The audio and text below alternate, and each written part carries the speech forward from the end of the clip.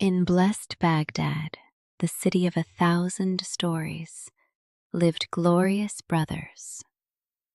The elder, prudent Hassan, and the young Mustafa traded in the finest silk and overseas spices. Their rich, prosperous house beckoned with the saving coolness of its inner courtyards, famous for its eastern comfort. Carved doors here always remained hospitably open for weary travelers. In the colorful bazaar, these merchants were known as men of impeccable honor. Their firm word was undoubtedly valued more than a full-weight gold dinar. Their house was like an oasis in the middle of a noisy bazaar, where not only gold coins clinked, but also honest words, and the bonds of unbreakable brotherhood were stronger than Damascus steel. Young Mustafa immensely loved and sincerely respected the wise Hassan. Absolute trust invariably reigned between them, filling their souls with light. The family radiated unshakable warmth and great bliss. The happiness of the glorious house multiplied when the heart of the elder brother was illuminated by a deep, mature love. Hassan's chosen one became the lovely Fatma, the daughter of another noble and highly respected merchant. The young man loved her not at all for her rich dowry, but for her pure, bright soul. The girl was dazzlingly beautiful, like a fresh pomegranate flower at a bright morning dawn. She was hidden from prying eyes, but the fame of her gentle disposition and beauty spread throughout Baghdad, like the scent of jasmine flying over high stone walls. Fatma was invariably distinguished by an inquiring mind, commendable modesty, and an amazingly kind heart. Hassan literally idolized his betrothed. Seeing such strong, sincere tenderness, both merchant families blessed the upcoming union with great joy. This romantic affection harmoniously complemented the serene well-being of the wealthy house. The long-awaited day of their official betrothal arrived. A grandiose, unprecedentedly magnificent celebration unfolded in the rich house of Fatma's respected father.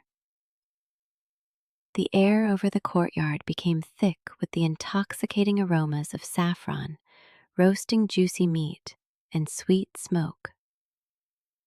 The sounds of ringing guitars, drums, and lute strings harmoniously intertwined with the joyous laughter of numerous guests into a single carpet of serene happiness. The space was mottled with the bright silks of outfits, and servants continuously brought pitchers fragrant with delicate rosewater and rare incense. The gathered people made sweet speeches, loudly praising the beautiful couple. Hassan literally beamed with overwhelming delight. Young Mustafa was sincerely happy for his elder brother, carelessly enjoying the general noisy fun.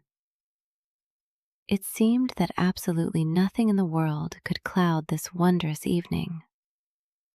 The world around seemed filled to the brim only with bright light, solemn music, safety, and the great triumph of sincere love. But while the light of the torches gilded the faces of the laughing guests, the serpentine will of a bandit, whose greed knew neither the laws of Baghdad nor mercy, was already writhing in the cold shadow of the palace arches. Unnoticeable, gloomy figures of insidious spies silently glided behind the backs of the merrymaking crowd. They served a cruel, cunning, and incredibly rich feudal bandit. His name was Teulikos. This formidable lord dwelt in an impregnable stone fortress hidden deep in the scorching desert. The villain did not submit the authority of the Baghdad Qadis, exacting a bloody tribute from passing caravans with impunity. Having long heard of Fatma's unearthly beauty, he desired the innocent girl unseen. Tulikos swore his vile black oath that the beautiful bride would belong exclusively to him, whatever it cost. An invisible predatory threat had already tightly closed an icy ring around the careless, noisy celebration. When the cool evening arrived, according to ancient tradition, a festive procession through night Baghdad began. The narrow streets filled with a golden river of fire from hundreds of blazing torches, and it seemed that the city itself was loudly singing from sincere joy, escorting the tightly silk-covered, luxurious palanquin to its new home. Around them, ringing flutes played, ornate tambourines jingled merrily, and the petals of scarlet roses swirled smoothly in the air. Inside the palanquin sat the beautiful Fatma, safely hidden from the immodest glances of onlookers. Right nearby, the happy Hassan rode proudly on a richly decorated horse, surrounded by loyal friends and a reliable personal guard.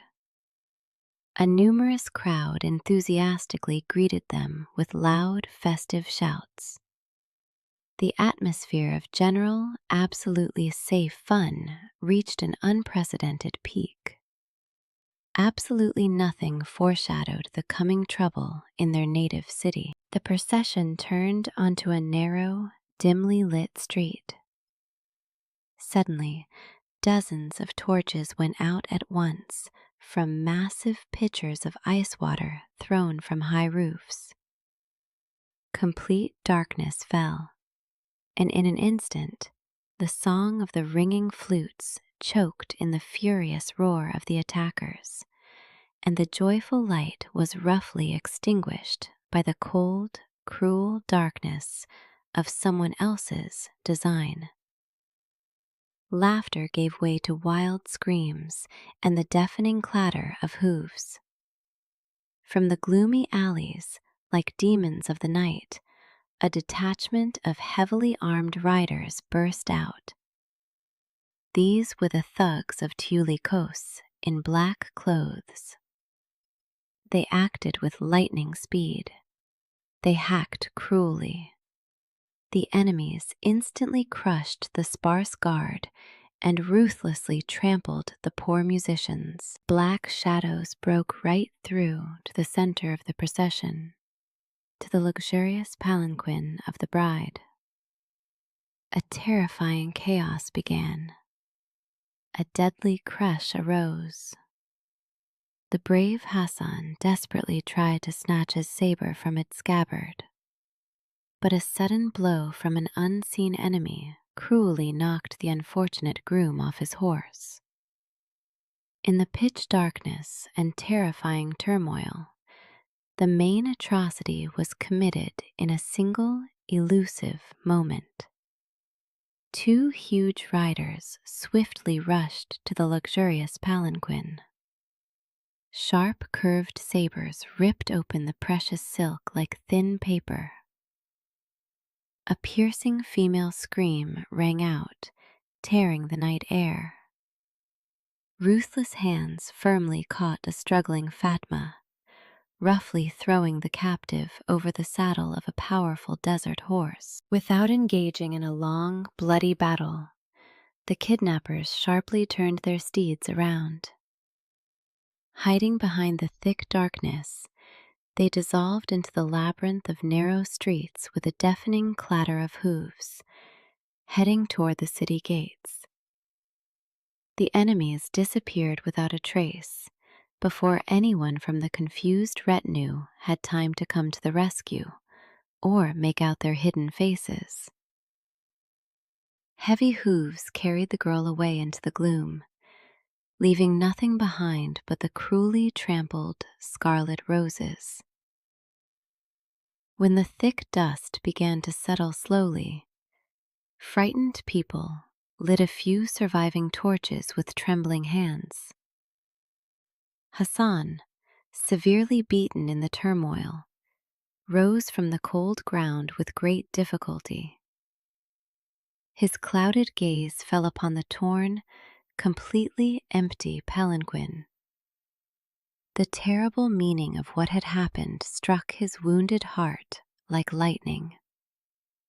The unfortunate groom realized that he had lost his only love forever, right on the day of his long-awaited wedding. Unbearable grief burst out in a wild, primal scream. In the deepest despair, Hassan collapsed to his knees, profusely sprinkling his head with street dust as a sign of boundless mourning. And the festive silk of his clothes was torn to shreds as a sign of grief that was blacker than the darkest night that had swallowed his love. Young Mustafa looked at the ruined celebration in mute horror. The wondrous night of careless fun had irretrievably turned into a night of endless sorrow. A morning of immense sorrow arrived. The families of Mustafa and Fatma immediately appealed to the Qadi and went with pleas to the Sultan of Baghdad. The inconsolable fathers offered money, demanded justice, describing the audacity of the night attack. But the officials only helplessly threw up their hands. The mere name of Tiuli Kos struck wild fear into them. They explained, "The bandits' fortress stands far away in the waterless desert, on an impregnable rock. To send an army there means to doom it to death from thirst and accurate arrows." The Sultan did not want to start a war for the sake of one merchant's daughter. There was not enough ringing in their gold to get through to the indifferent justice, whose ears were tightly closed by fear of the distant bandit. The unfortunate Hassan fell into a black, hopeless melancholy. He sat for days on end without raising his eyes, stubbornly refusing food and drink. Mustafa could not calmly look at the immense suffering of poor Hassan, who was slowly melting before his eyes, like snow under the scorching sun. He clearly understood. If his elder brother died from this grief, it would also become his personal defeat. The young man pondered a lot in the night silence. Since a mighty army is powerless, and the law is cowardly silent, then brute force will absolutely not help here. A different, completely unexpected path is required. He remembered old fairy tales and realized that only some cunning could save Fatma. Only a lone person is able to slip by unnoticed where a huge army will not pass. And while the elder brother was fading away in powerless grief, the younger, whose heart was just as hot, but whose mind was cold, forged in silence a plan sharper than a saber. Mustafa made a firm, considered decision to go after the girl himself, right into the very lair of the cruel enemy. Mustafa went into Hassan, who was sitting in the dark. He stood before his brother, looked him right in the eyes, and took him by the hand. In a voice that brooked no objections, the young man said, "My brother, do not kill yourself with grief. Your love will be avenged, and the bride returned.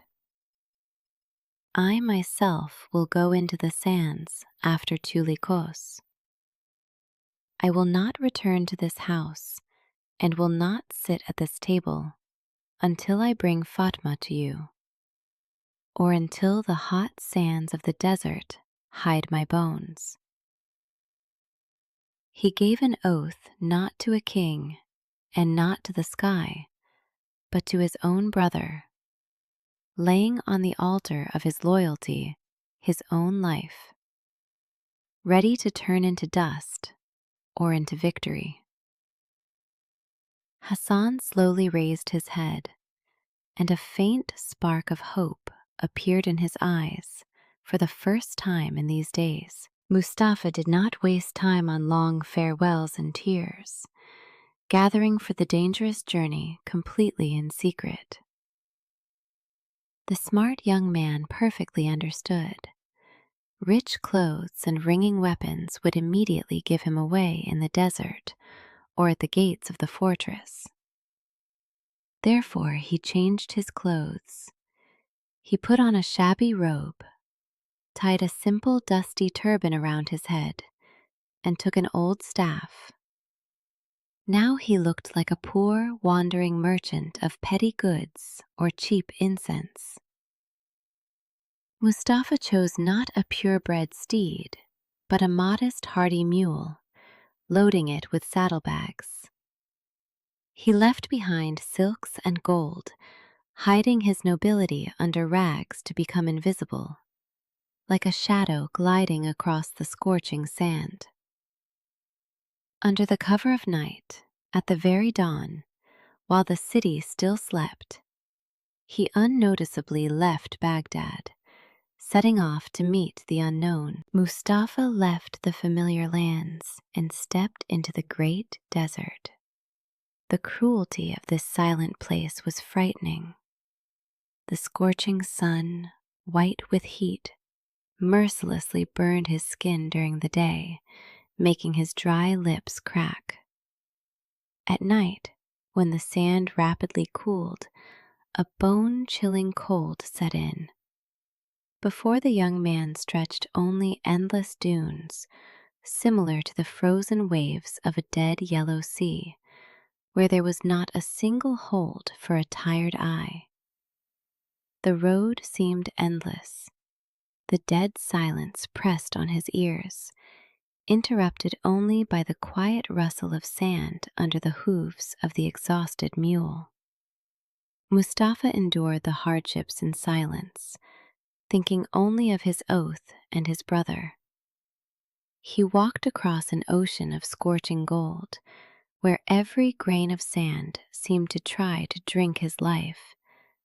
But his firm oath was an invisible shield from which even the most biting wind bounced off. At the end of the third day of the journey, when the water supplies remained at the bottom of the water skin, and the exhausted mule could barely move its legs, Mustafa suddenly noticed a saving green spot on the horizon. It turned out to be a tiny oasis, a few date palms around a small muddy spring. Approaching the long-awaited coolness, the young man saw a person sitting motionless in the shade of the oldest palm tree. It was an ancient dervish, dried up by the ruthless sun, in a patched robe, clutching worn wooden prayer beads. The old man seemed an integral part of this silent landscape, as eternal as the sand itself. The dervish sat completely motionless, with his eyes closed, as if deeply immersed in prayer or secret thoughts. And in this green island of life, lost in a boundless sea of death, sat a sage whose silence was louder than the wind, and whose old robe kept more innermost secrets than any silk of Baghdad. Mustafa dismounts, but before rushing to the saving water, he slowly approaches the unfamiliar old man. Despite his parched throat, the young man politely and respectfully greets the dervish, humbly putting his right hand to his heart and forehead. He does not ask for the desired water. On the contrary, he takes out from his travel bag the last stale flatbread and a few dried dates.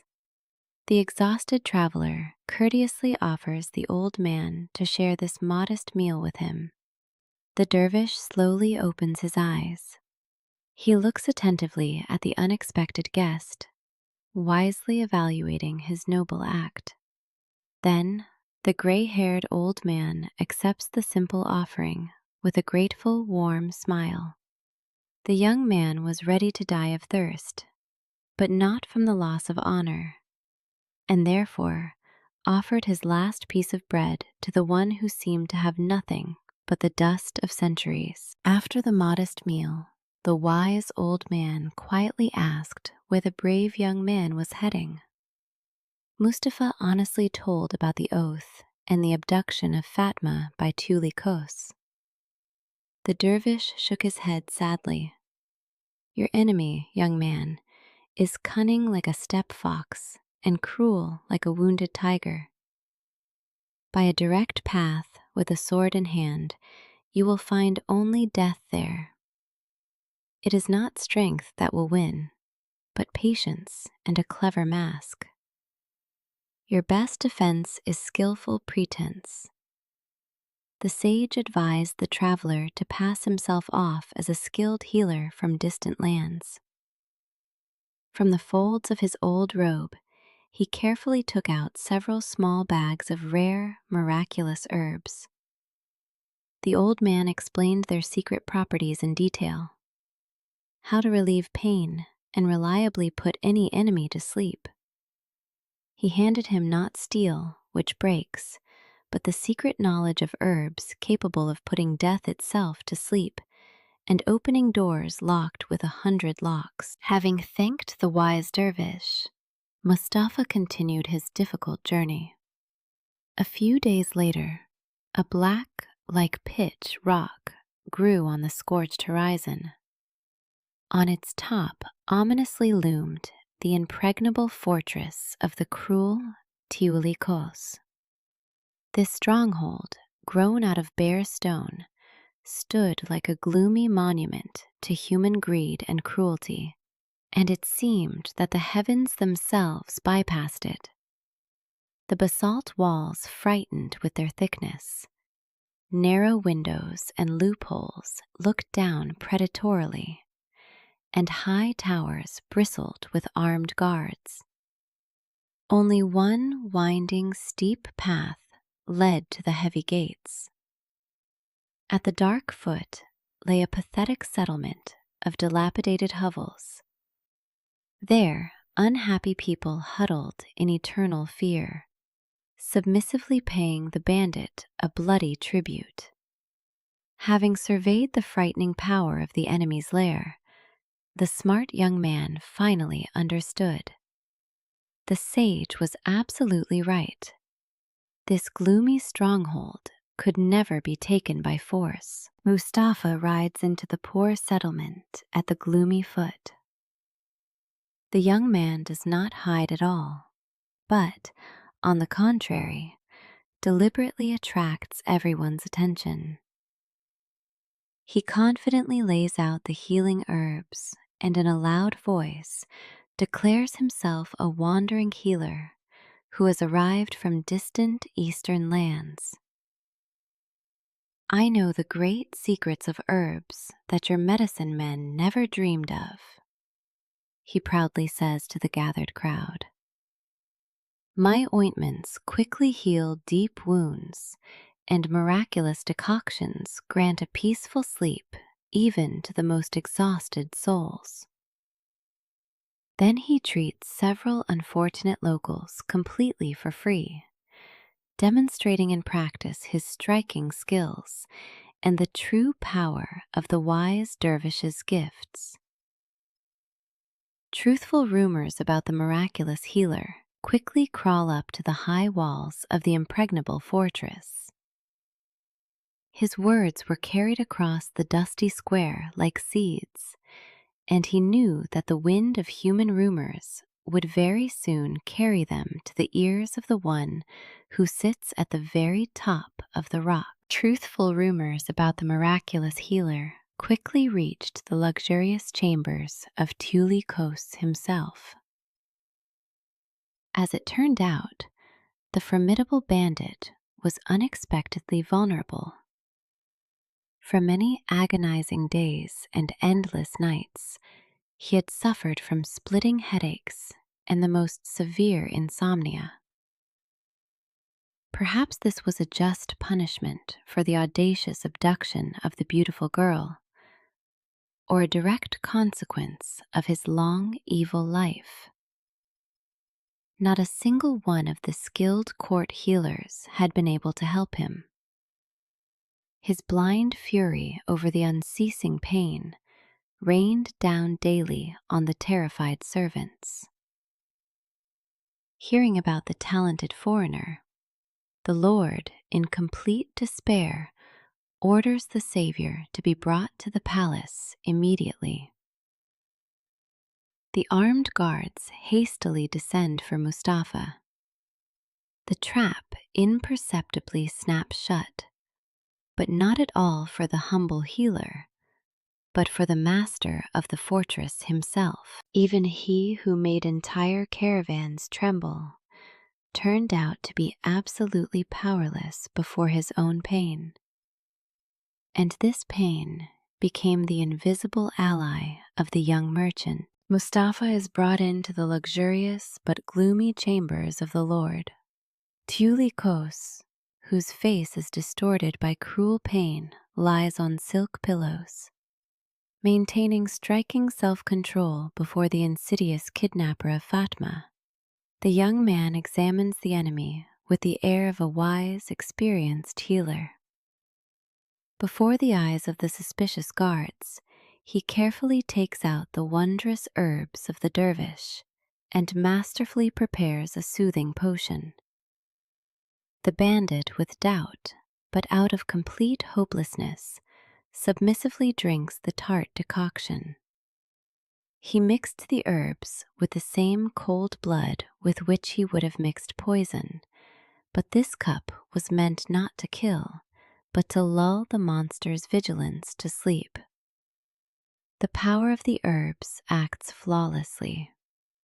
For the first time in a long time, the formidable lord plunges into a deep, perfectly calm sleep. Waking up without excruciating pain, Kos generously rewards the Savior with ringing gold. Most importantly, he gives the young man a protective ring, allowing him to move freely around the huge fortress, excluding only the tower of the closed harem. Having received the protective ring and the trust of the Lord, Mustafa begins to cautiously explore the gloomy fortress. He walks freely through the wide courtyards, pretending to diligently search for rare healing herbs in the deep crevices of the old stones. In reality, the smart young man keenly notes the posts of the armed guards, the exact shifts of the night watches, and the location of the high towers. He walked the courtyards with the face of an idle healer, but his eyes, like two hawks, looked for a weakness in this impregnable stone cage. Soon, unobtrusively questioning the timid servants, he learns the main thing. The beautiful captive from Baghdad is held tightly in the highest tower of the forbidden harem, where entry is punishable by inevitable death. The slaves whisper quietly that the unfortunate girl cries incessantly, flatly refuses delicious food, and proudly rejects all the rich gifts of the cruel bandit. Mustafa understands that he cannot get into the tower himself. He needs a helper. The young man carefully observes the servants who carry food to the women's quarters. His sharp gaze is attracted by one old hunched captive. This slave is completely mute, and therefore Teulikos trusts him to carry trays to the female captives, knowing that he will tell nothing. Mustafa notices deep sorrow and hidden hatred in the old man's eyes every time he sees the guards or hears the master's name. The young man decides to take a risk. He carefully communicates with the old man through understandable gestures and facial expressions. He discreetly gives the mute man a healing ointment for his aching joints, showing sincere sympathy.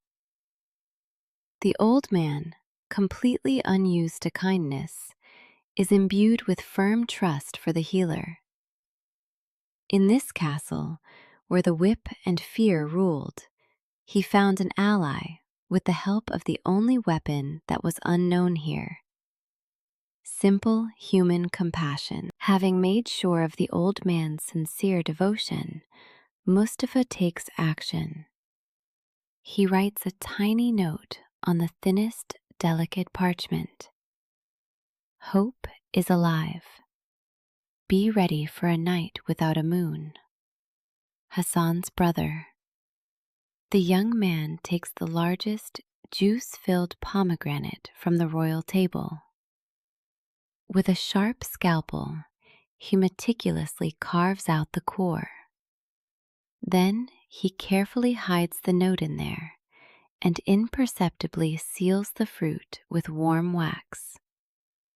He passes this pomegranate to the mute servant, begging him with gestures to put the fruit on the tray for the new captive from Baghdad, and make it clear to her that it is special. The old man, whose eyes burn with hatred for the master and firm determination, nods in agreement. He carefully hides the pomegranate under his old robe. The hero put the words of salvation into the very core of the blood-red fruit, hoping that this sweet gift would bring the captive a bitter but life-giving hope. In the high tower, Fatma, inconsolable and pale, sits in front of an untouched tray of food. The mute old man places the pomegranate in front of her and meaningfully points at the fruit with a trembling finger. Surprised by his behavior, the girl breaks open the peel. She finds the tiny note. Having read the saving name of Hassan, the captive can barely hold back a joyful cry. A bright light instantly flashes in her extinguished eyes. She quickly takes a dried jasmine flower from her hair and, putting it inside the empty rind, returns it to the faithful servant. Late in the evening, the old man discreetly hands the rind over to Mustafa, and the small, dried jasmine flower, passed in the rind, sounded louder than trumpets for the young merchant, announcing that the bird was ready to leave its golden cage. Having received this tender sign, the young man understands. Fatma is absolutely ready. The plan for the daring escape is launched. A moonless night arrived. In the palace of Teulikos, preparation for a rich evening feast began. Mustafa, using his status as a healer and the master's trust, volunteered to prepare a special, strength-fortifying drink for the leader and his personal guards. With a pounding heart, the young man took a huge golden pitcher with the best wine. Carefully looking around so that no one would notice, he took out with trembling hands the small bag of herbs gifted by the wise dervish. The young man quickly poured the gray powder into the wine. The potion dissolved instantly, leaving absolutely no taste or smell, only slightly clouding the ruby color of the drink. He was dissolving in their wine not just sleeping herbs, but the very silence of the desert, hoping that it would conceal their escape more reliably than any stone walls. With a sinking heart, Mustafa brought the heavy pitcher into the noisy banquet hall and with a low, respectful bow, served it to the unsuspecting Tiuli Kos. Several hours pass. The noisy feast gradually dies down. The wondrous potion of the wise dervish acts absolutely flawlessly. First, the drunken laughter falls silent. Then, heavy goblets drop with a clatter. Soon, the entire gloomy castle plunges into a deep, unnatural sleep. Cruel Tiuli Kos snores loudly on silk pillows. The formidable guards lie in a heap by the massive doors, and the fierce dogs sleep in the inner courtyard. Mustafa cautiously leaves his room. A frightening, dead silence reigns around. The young man slowly walks along the dark corridors, stepping over the sleeping bodies of the formidable bandits, tightly squeezing a single sharp dagger in his hand. Every light rustle of his own footsteps seems to him like deafening thunder. The fortress, which just recently buzzed with bandit songs, had now turned into a huge stone tomb, where the only living sound was the breathing of the young merchant. Mustafa reaches the high tower of the forbidden harem. By the massive oak door, the mute servant is already waiting for him with the keys, deftly taken from the belt of the sleeping captain of the guards. The old man silently turns the key in the keyhole. The door slowly opens with a quiet creak. Mustafa cautiously steps into the dimly lit room. Fatma swiftly rushes toward him, very pale, but with eyes burning brightly with hope. She instantly recognizes the younger brother of her beloved groom in the bearded healer.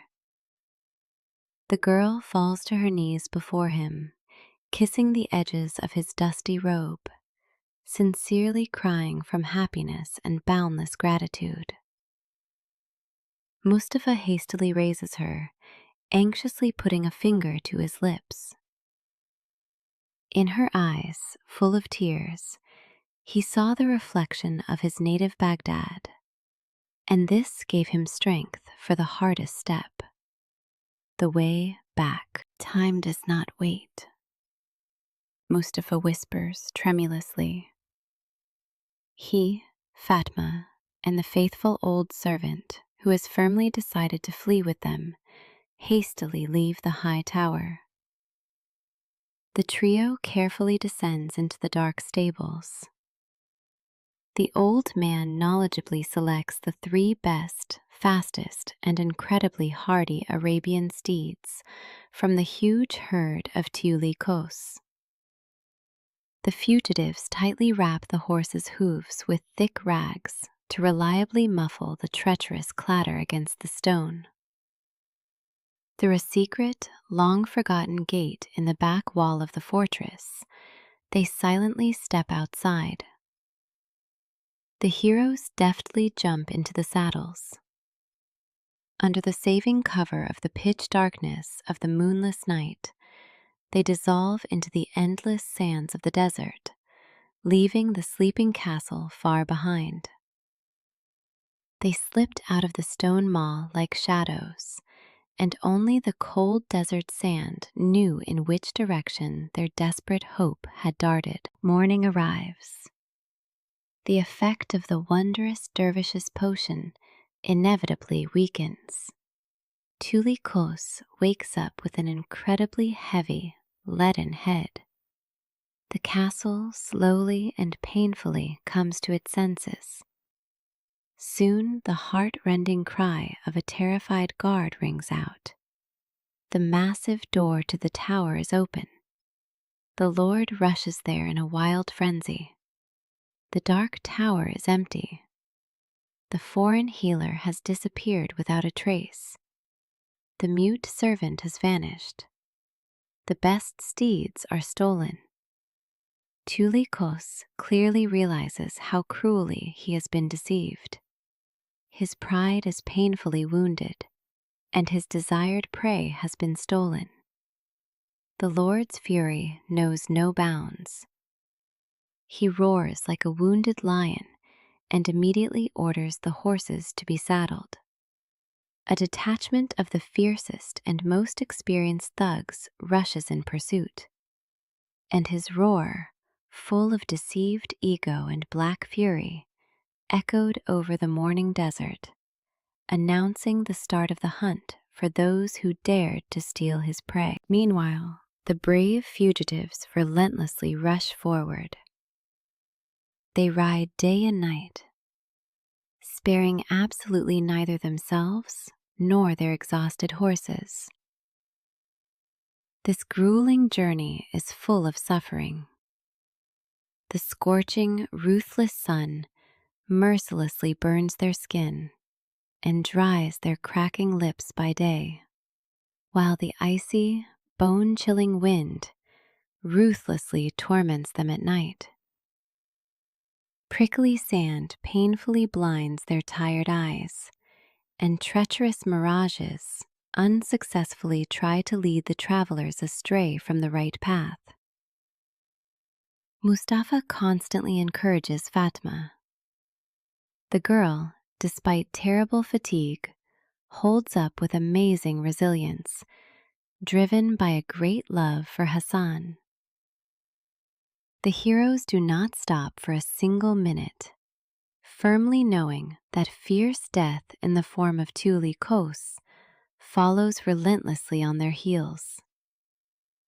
They drove their horses through the Yellow Sea by day and the Black Sea by night, and their only compass was not a guiding star, but an unseen fear breathing right down their necks. At the end of the second day of the ride, when the horses were already lathered in sweat and could barely move their legs, the hot wind carried a terrible sound to Mustafa.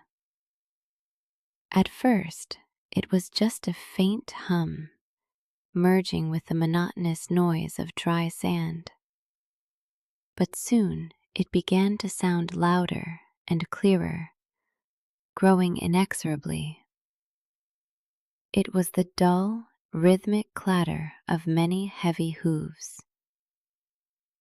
Mustafa looked back anxiously and saw on the horizon, through the air trembling from the heat, a huge, dark cloud of thick dust. The fierce riders of Tuli Kos on fresh relay steeds were inevitably overtaking the desperate fugitives. The cruel bandit passionately thirsted for hot blood. Fierce death had come very close.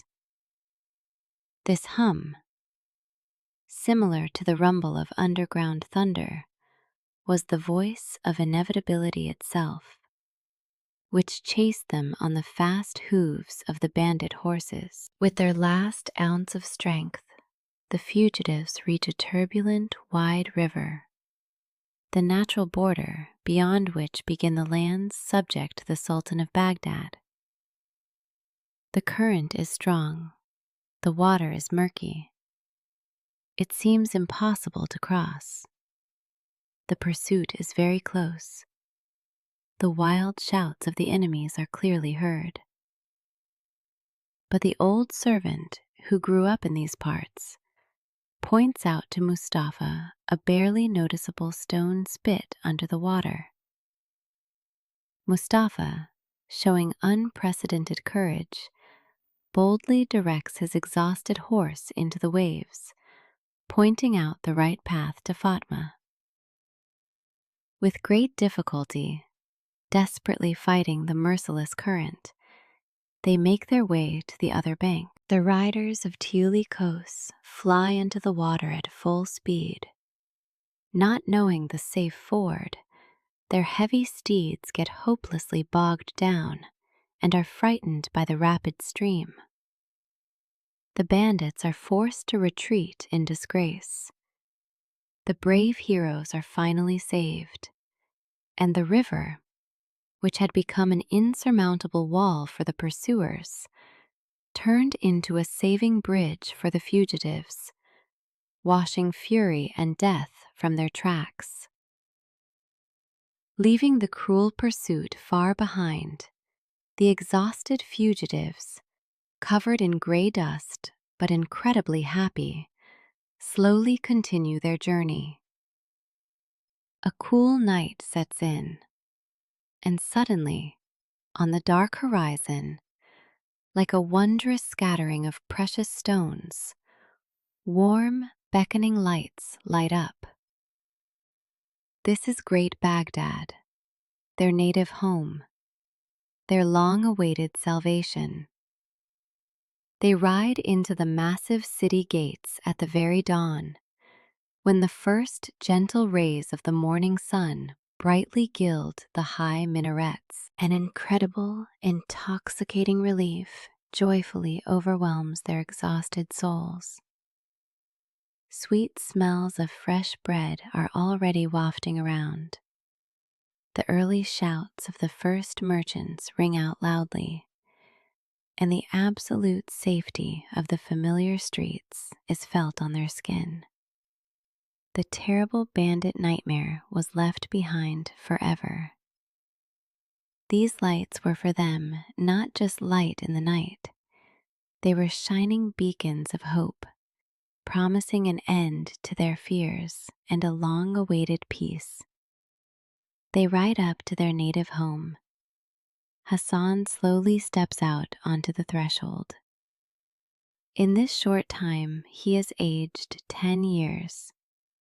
His hair has noticeably grayed. His shoulders have slumped powerlessly, and his eyes have completely extinguished from constant, bitter sobbing. He looks at the approaching riders and does not believe his eyes, considering the vision a cruel mirage.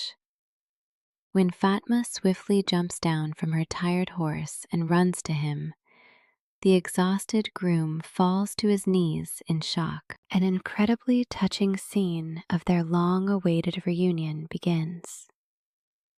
The lovers hug tightly and cry sincerely, unable to utter a single word from the overwhelming, boundless happiness. The love, considered forever lost, had miraculously returned. In their embraces, both the cruelty of the desert and the fear of the pursuit melted away, leaving only pure tears of joy, washing the grayness of grief from his hair. Tearing himself away from his beloved Fatma, Hassan swiftly rushes to his own younger brother, Mustafa. With tears in his eyes, he tightly hugs the young man. The elder brother clearly understands what a deadly risk the brave savior took, boldly stepping into the gloomy lair of the cruel Tiuli Kos, exclusively for the sake of his, Hassan's, serene happiness. "You have returned my life to me, my dear brother," Hassan says tremulously.